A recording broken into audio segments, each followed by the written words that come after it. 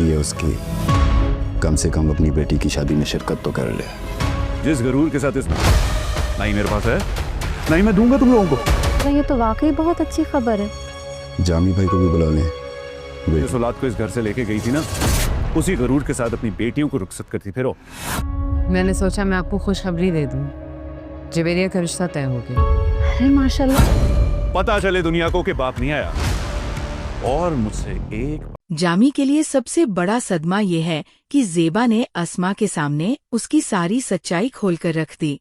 इतने सालों तक वो अस्मा को ये यकीन दिलाता रहा कि घर उसी की मेहनत से चल रहा है और बच्चों की परवरिश भी वही कर रहा है, लेकिन अब उसकी असलियत सामने आ चुकी है। सच जानने के बाद अस्मा उसे खूब खरी खोटी सुनाती है और फिर हमेशा के लिए उसकी जिंदगी से दूर चली जाती है। दूसरी तरफ जवेरिया हमेशा से रिजेक्शन के डर में जीती रही है।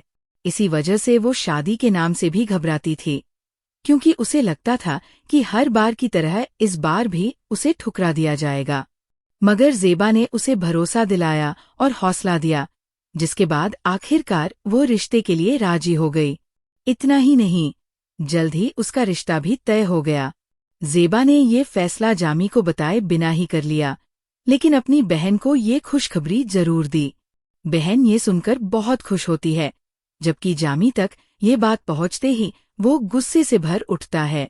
हालांकि ज़ेबा पहले उसे बताना नहीं चाहती थी, लेकिन उसकी माँ और भाई उसे समझाते हैं कि कम से कम जामी को खबर कर दे, ताकि वह अपनी बेटी को दुआ देकर रुखसत कर सके। ज़ेबा जानती है कि जामी गलत मतलब निकालेगा और समझेगा कि वह उससे पैसे मांगने आई है।